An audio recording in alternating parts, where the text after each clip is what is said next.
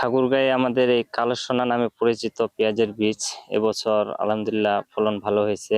আমরা মূলত এই বীজটা রোপণ করি যখন লাগাই, এটা নভেম্বরের 20 তারিখের পর থেকে।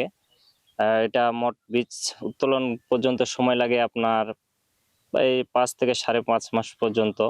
তো আমাদের 1 বিঘা জমিতে অনুমানিক 1,50,000 টাকার মতো খরচা হয়। তো যদি কোনো প্রাকৃতিক দুর্যোগ না হয় তাহলে 150 থেকে 160 কেজির মতো আমরা আশা করছি। যদি আমরা 2,000 টাকা করে কেজি পাই তাহলে মোটামুটি আমরা 3 লক্ষ টাকার মতো বিক্রি করতে পারবো। আমাদের এদিক মৌমাছি না থাকার কারণে আমাদের হাত দিয়ে পরাগায়ন করার লাগে।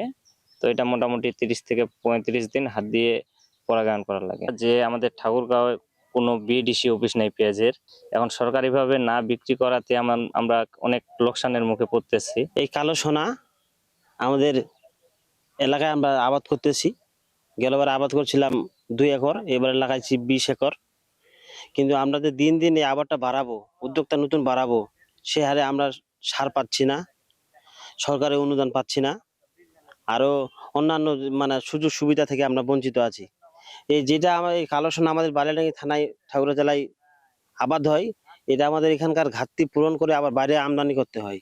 কিন্তু সরকার যদি এখানে একটা নতুন করে বিএডিসির ব্যবস্থা করতো তাহলে আমাদের জন্য ভালো হতো। এই কালো সোনা আমাদের এইদিকে আগে আবাদ ছিল না, দিন দিন এই আবাদ বাড়তেছে। গতবার আমাদের এখানে পেঁয়াজের আবাদ হয়েছিল 8 বিঘা, এবারে প্রায় 53-54 বিঘা আবাদ হয়েছে।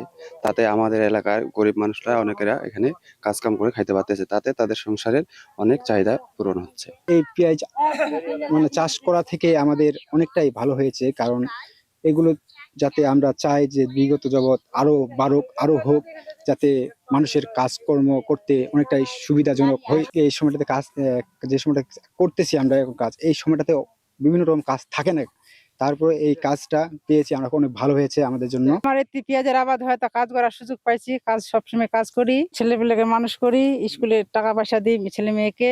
আগুদা মহামাছি ছিলেন, আমার দ্বারাই মহামাছির মতন কাজটা করে লেছি, আমরা মহিলারাই কাজ করেছি।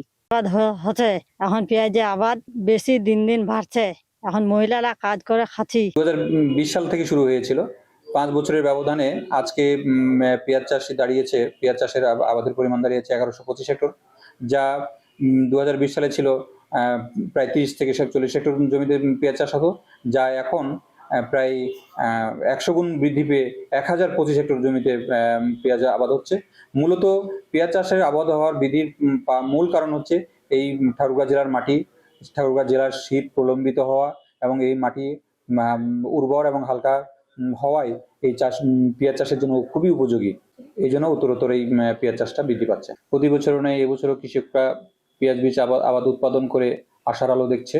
আমরা কৃষি বিভাগ এই পেঁয়াজ চাষিদের সাথে সার্বক্ষণিকভাবে প্রযুক্তিগত সমস্যাতে পরামর্শ দিয়ে যাচ্ছি।